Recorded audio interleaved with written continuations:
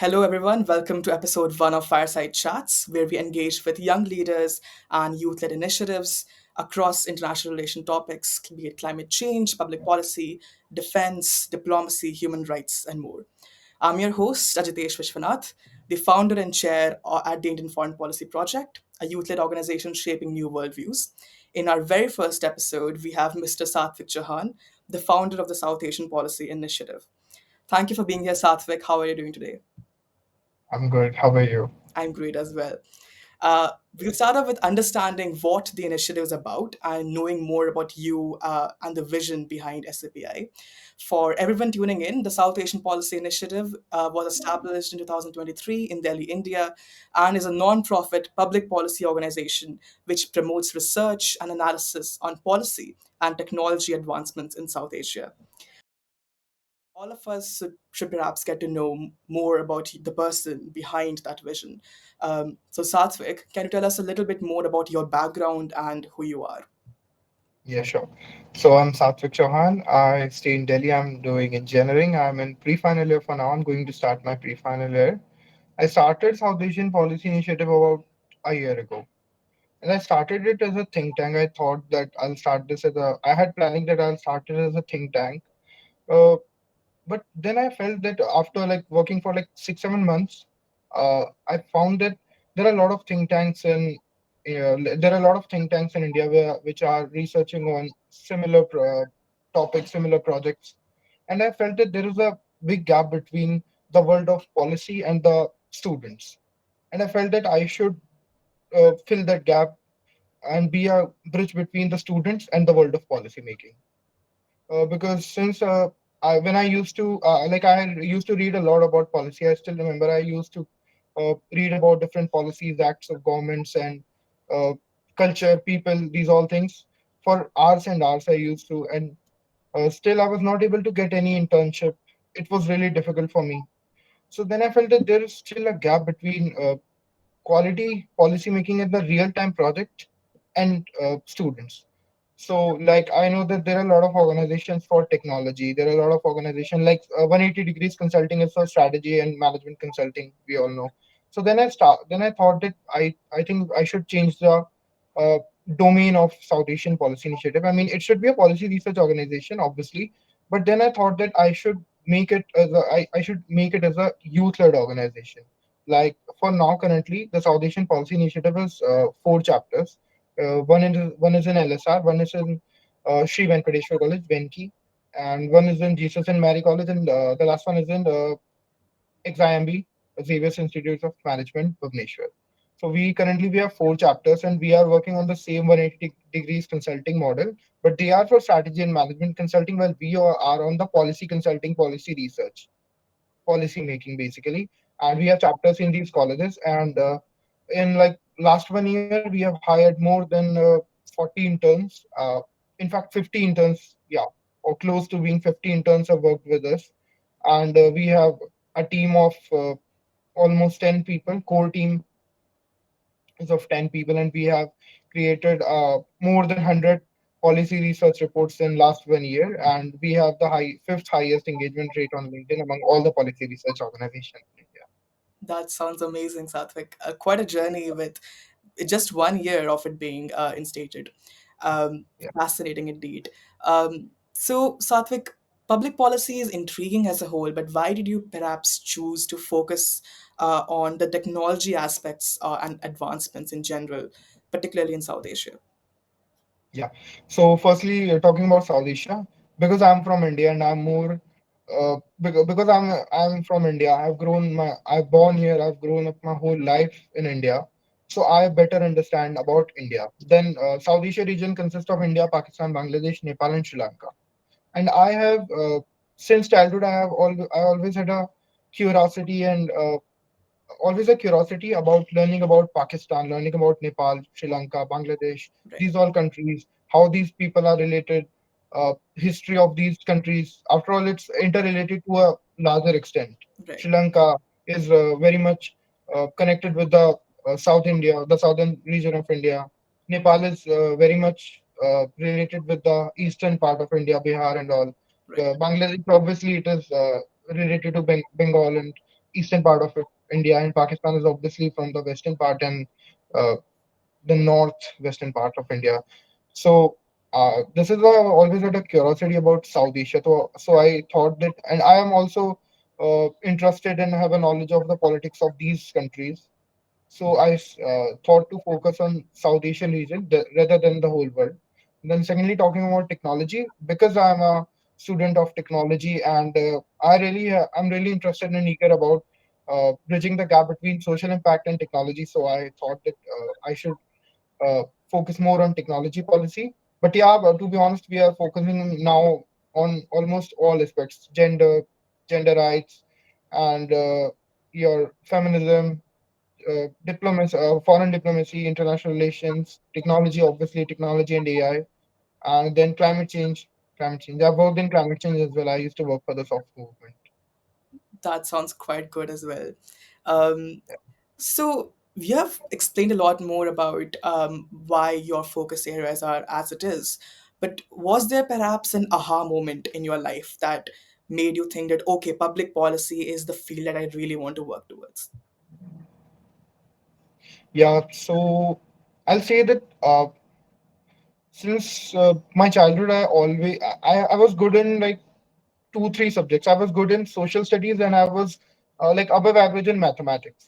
Right. So I was when I was in 10th, I when I passed my 10th, I was kind of confused in choosing between PCM and arts. Mhm. So I just took PCM. I didn't really thought much, and I took PCM.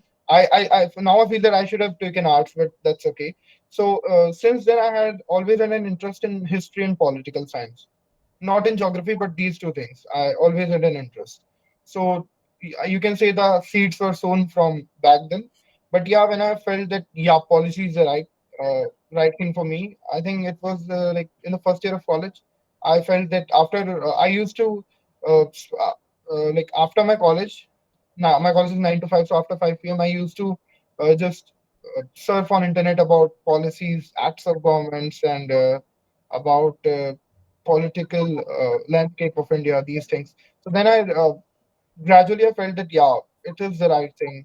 This is the sector where I really want to work. Social impact policy. Fascinating, Satvik. Um, can you share the story behind why you started SAPI in the first place? You told us a little bit about the transition period and how you changed the goals of your organization. Yeah. But how did it come about? When did the idea come about? And did you perhaps engage in and with other organizations prior to founding SAPI? Um. Well, so when I was in my first year of college, back then I was really interested in policy, as I told you. So I used to apply for a lot of internships. I was cold email a lot of people, but I was not getting the desired result. I really felt that there is something missing. There is something missing. Then I felt that yeah, most of the like uh, I felt that yeah, I have a knowledge of policy, but still the real time projects is missing. Then I worked with an organization. They gave me a real time project of policy, and then I felt that yeah, this is what really real policy is, and I really got because I had a personal contact with the organization, so I got that project with them, or the opportunity to work on that project. But then I felt that there are a lot of students who didn't really get this opportunity to work on real time projects. So then I thought that I can start up organization where I can get all the uh, young people like me together, and we can work who are like-minded people and work on a similar goal. So I have plans of moving to different domains as well. I wanna enter in policy at tech in future as well, and in policy research consulting, a proper policy research consulting firm, and obviously uh, I want to make it as a more established think tank.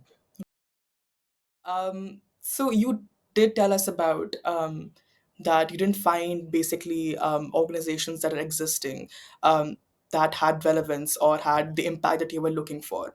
Do you Yeah. feel that is a problem in just the field of public policy or in all civil society fields that there is not enough youth-led organizations? Well, there are youth-led organization talking about. I told you about consulting strategy and consulting. 180 degrees consulting. It is so famous.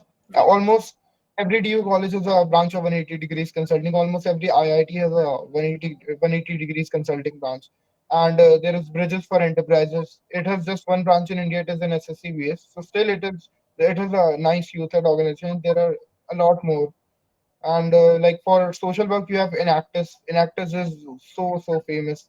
right, And then you have for technology, there is not a proper youth-led organization as I remember. Maybe there is, but I don't know it.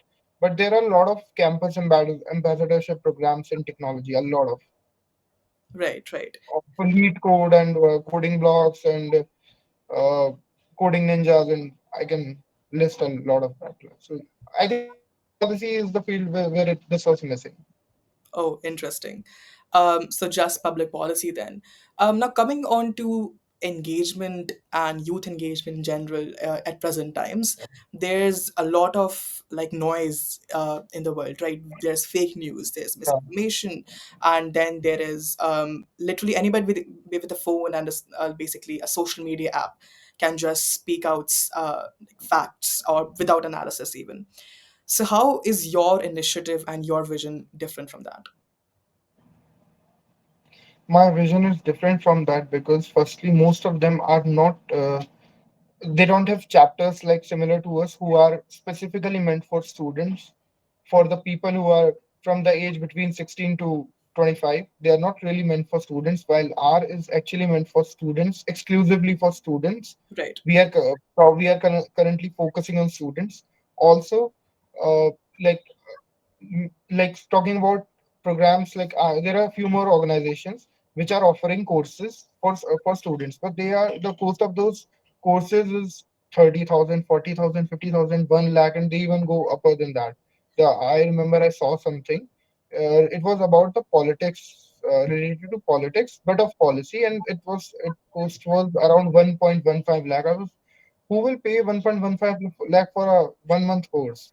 right, So I felt that there should be something which is offering real-time projects without asking for any money. Obviously, we are not paying money as well because we are a non-profit organization. We are offering pro bono services, but at the same time, we are also not charging any money. We are just on the basis of merit. We are giving chapters. We have started chapters in our different colleges, and we are uh, offering them the opportunity to work on real-time projects. So the other organization, they are not doing this. They are not offering real-time projects, and if they are offering real-time projects, then they are taking 30,000, 40,000, a lot of money for that. right. This is the difference. We are a pro bono organization, a non-profit, proper non-profit. Interesting, Satvik. Yeah. Since you started with the discussion about inclusivity in general, since about the costs of such programs or courses, which definitely excludes a lot of people who might be interested in public policy and who might Yeah. not have the financial means necessary to avail them. How do you plan with SAPI to bridge that kind of gap? Like I told you, we have started chapters, so we are like the people in those colleges. They are already getting the opportunity to work on these real time projects. And for the people who don't have our chapters in their colleges, they can simply write a mail to us. They can reach out to us. And in fact, we have open research internship, policy research internships in past. Like in last month, we hired over 40 interns. So they were the people who were not from the colleges where we have chapters. So we are also giving opportunity to those people. Right. But what specifically are you basically hoping to have courses on your own or invite academics to panel discussions perhaps? Or, Yeah, I actually want to have dialogues. I want to host dialogues, and I told you I wanna enter in ed tech field as well. right, I wanna launch courses as well, but not now. For that, I need funds, and because for courses, I need some authors who have experience in this field, who are teaching or working in this field since a long. And I have to, if I want to hire them, then I have to pay them, or I need funds for that. So maybe in future, let's see what great. happens. We look But forward I have to plans this. up for it. Yeah. Awesome. Also, since we also talked about this kind of noise in general, how have you basically navigated with ensuring that the research publications that you and your team does reaches to the correct audience? It does not get lost in perhaps the sea of media that already exists, and misinformation that already exists, and make sure that you retain audiences and young minds. Well, so for now, we are just posting it on LinkedIn, and most of the people who follow us on LinkedIn are related to this world. They are related to the world of policy, or they are interested in the world of policy. Right. We are creating a website. We are in a process in creating a website where we can post and publish all these articles which are researchers and uh, these yeah researchers and interns have created. So we are going to create a website for it, and I'm also in like I'm also pitching some authors, some publishers, if they can publish our papers, our reports in their magazines or papers. That sounds great. Um, we'll now move towards the larger area of what SAPI does as well, and your efforts for it in general. Yeah. So, building organizations, of course, from the ground up is very difficult. What are the hurdles that you have faced so far, apart from perhaps funding? Yeah, funding was one thing. Apart from funding, I face problems like hiring people, hiring the right talent. It is difficult. Like for hiring one partnership manager, for hiring one partnership manager, I interviewed more than 50, yeah, more than almost 60 people I interviewed for hiring. So finding the right talent is difficult. And in starting, I was working as a one-man army, so it was difficult for me to manage everything. I was managing operations, I was managing research, I was managing then your uh, social media as well. Everything I was managing, so it was difficult hiring the right talent and then manage. Starting May, it was difficult to manage everything by myself, and then um publishing to make sure that the report which we created, pub, uh, the paper which we have wrote is reaching the right person concerned. Is the reaching the person who we want that should get the opportunity to read our paper or report, to make sure that it reaches the right uh, audience is difficult. These are the three biggest problems which I feel. And obviously social media, it is, I mean, getting a social media reach is difficult for a policy research organization. Exactly. I think we all share that kind of views and difficulties Yeah. in general. But it's so difficult to grow followers on Instagram and letting people know that, hey man, we have launched internships, we are offering these projects, you can work with us. It is really difficult to let them know. Exactly. Because everyone is not on LinkedIn, and they don't get the opportunity to always like they always don't get the opportunity to see the post because of the algorithm. Right. It is very difficult to have, first of all, reach and then getting the right audiences, especially when you don't have that many members as you probably want in your team. And that's the story of, I think, most youth led organizations in Mostly general. with like early stage organizations. Yeah. So, do you think it's easier for young people to come up with or start up something like this today than it was like a year or two before? It is relatively easier, obviously, because now most of creators I see on LinkedIn, most of the creators they are talking about policy, social impact. So, like someone now who's starting, he or she will have some knowledge that okay, I can take these steps uh, before and while starting an organization. So, the aspiring founder will have some idea that okay, this is how we can start an organization. Okay, these are the measures which we can take. Oh, this is how then we can get a better social media reach. Oh, this is a thing, that is a thing. So now, since many people are focusing, many creators are on LinkedIn are focusing on these things, so it is easier for the aspiring founders to get an idea of how to start an organization. And while if I go about a year ago or 2 years ago, not many people are talking about these things. All And right. if I go 2 years ago, then no one was talking about this. Posting on LinkedIn was rare 4 years ago. Hardly a few people used to do it. Right. Since something has indeed shifted in not just public policy, but in my opinion, general public discourse as well in the last few years, do you Yeah. feel, in your personal opinion, in the context of socio-political realities of the present, is it easier or more difficult to be honest, to be critical, and to perhaps even go up against mainstream voices, especially regarding policy issues? It is difficult. Obviously, it is difficult. Uh, it is really difficult because the toxic culture, which is the culture, has become really toxic. If I criticize uh, a certain policy of the government, not only of the central government, even for the some of the state governments, if I criticize it, then people they saying they can uh, those the fans of those parties, those politicians, they get offended, and they it's really difficult to criticize. Honestly, to be honest, it is just really Right. difficult.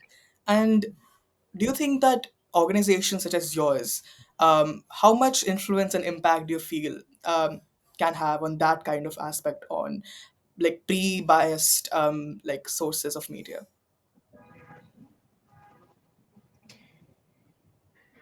I think these policy research organizations, not only mine, many other policy research organizations, I've gone through their reports. It is very much uh, not biased. It is very much unbiased.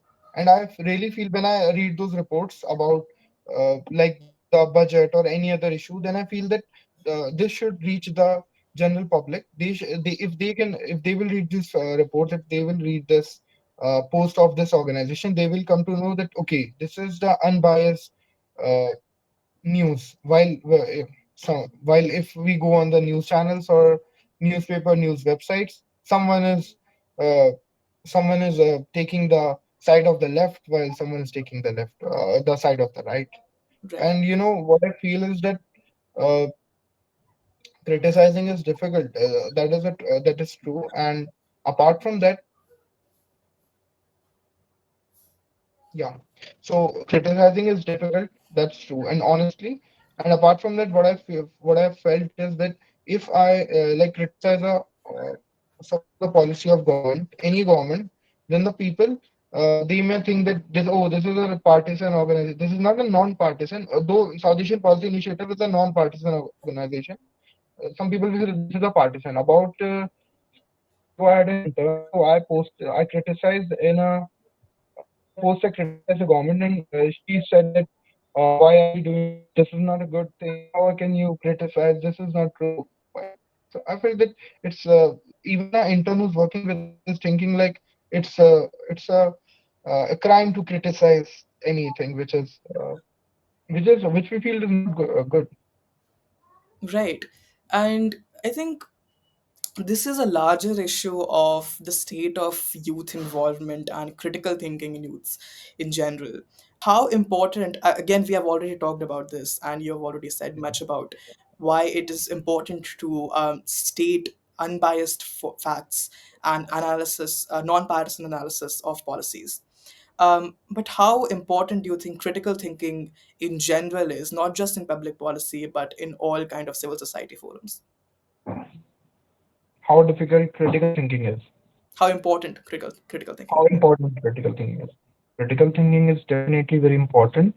For critical thinking, even suppose for every single thing we have to critically think. Like suppose if we are going to vote for a party, and if we are going to vote on elections, we have to critically think that okay, is this manifesto right or wrong? If this which party's manifesto, we have to critically think and analyze that which manifesto is better and which aligns with our personal goals, and we should vote for that party or the country's goals.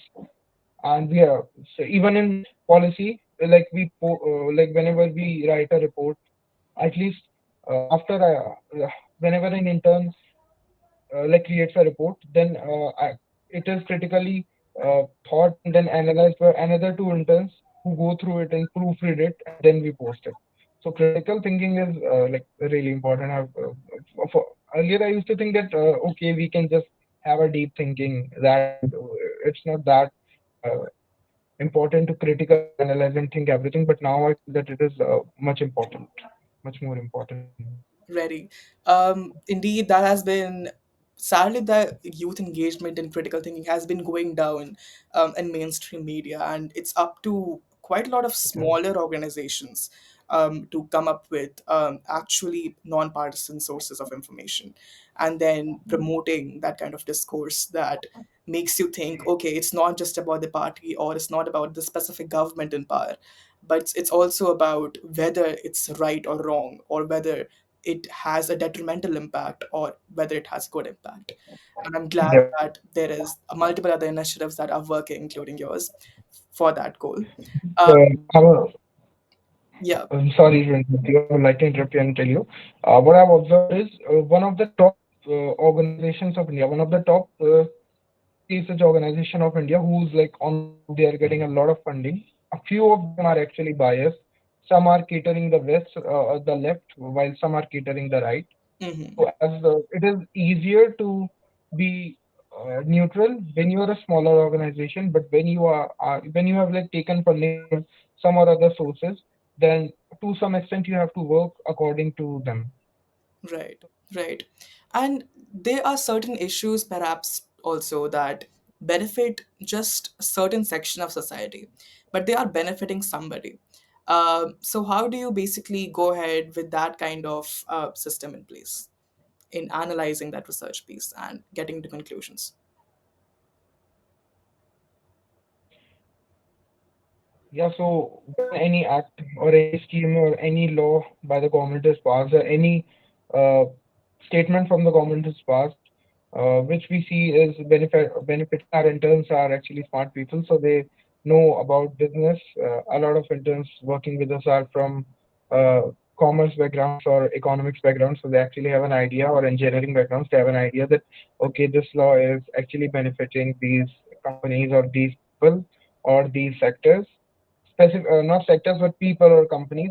So then they analyze it, and then they align it, and then they tell me that see, this is this is benefiting these, and then I analyze it myself, and then I tell them that okay, create a report like this, and highlight these mistakes, uh, how, and expose that how they are benefiting this section of society. The latter part of this interview, and with general youth engagement and coming up with such organizations. Um, since your initiative just started, what do you think will be like the future of SAPI in the next few years? Where do you see yourself and the organization in, say, 5 years? Well, in 5 years, uh, if I got the desirable funding, then I'll try my best to get more publishers. I will make sure that the content is reaching the right audience. I will also try to enter in the edtech sector, and I'll create policy courses, and I make sure that I won't charge much for that, just a minimum amount which should be charged, so that the policy making is reaching the people who actually should know about it. I feel that the policy stuff is mostly common and mostly being discussed among the circles or people of certainly higher section of society or upper economic section of the society, which I feel is good, but it should also reach the people who are in the middle section of the society, and in fact the lower section of the society, because they actually need to know about this.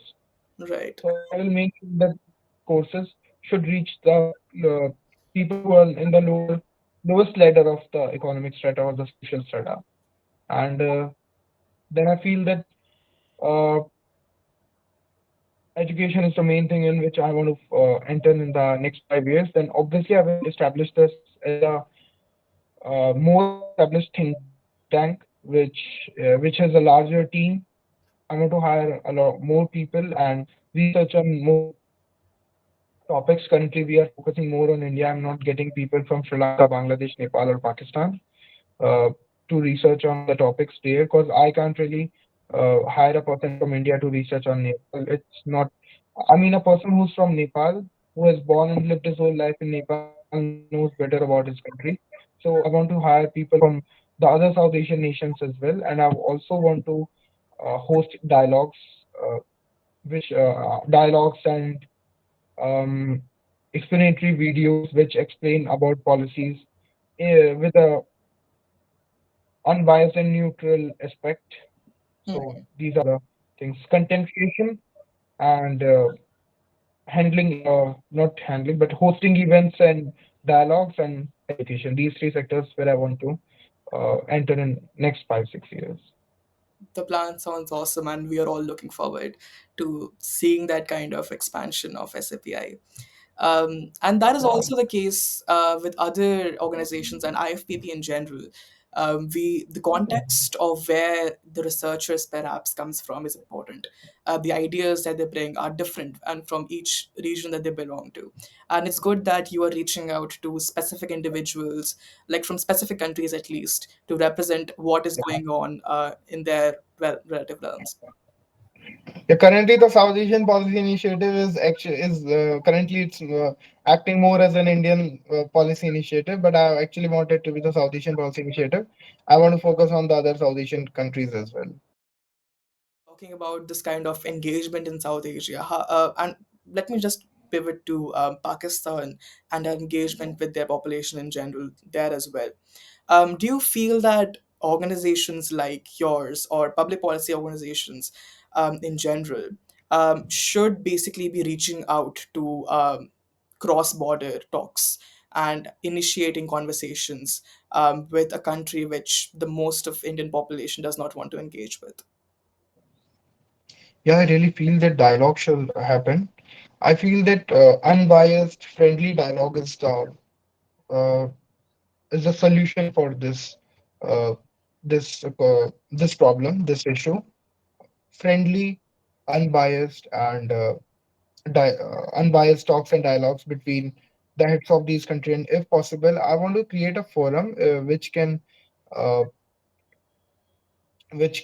like act as a bridge between the people of these countries, where they can discuss their issues. So they can know that, oh, this is happening bad. The one here is can know that, oh, this is happening bad, or on the other side of the border. Right. So I Interesting. feel dialogue is the only option. War is not a solution after all. Right. And perhaps Yeah. this particular youth engagement will like increase the chances of us having a much more peaceful neighborhood Yeah. in South. Youth engagement, civic engagement. Yeah. Exactly.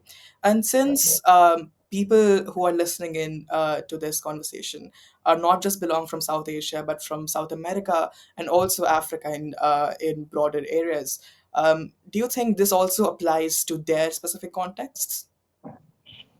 Yeah, it applies for whole of the world. After all, even if I go out of South Asia, if I go to some other country like Ukraine and Russia, they have a tussle between uh, Russia, and there are tensions between those two countries. If I go in some other country, there are also tension between those two countries, those three four countries. There is always a tension in some or other part of the world.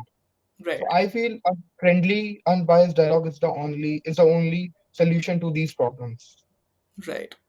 And I think youth led, perhaps you just pointed out, is perhaps the biggest way that we can bridge that kind of gap of conversing with populations, especially when governments stop conversing. It's up to us to start that kind of dialogues. Perhaps just a few last questions before we wrap up this conversation. Sure, sure. Um, what are your basically your favorite memories in your journey so far? Um, Working with amazing people, to be honest. I've worked with some really amazing interns, like I can tell you a few. One was from your university, Ashoka, Parisa Chatrat.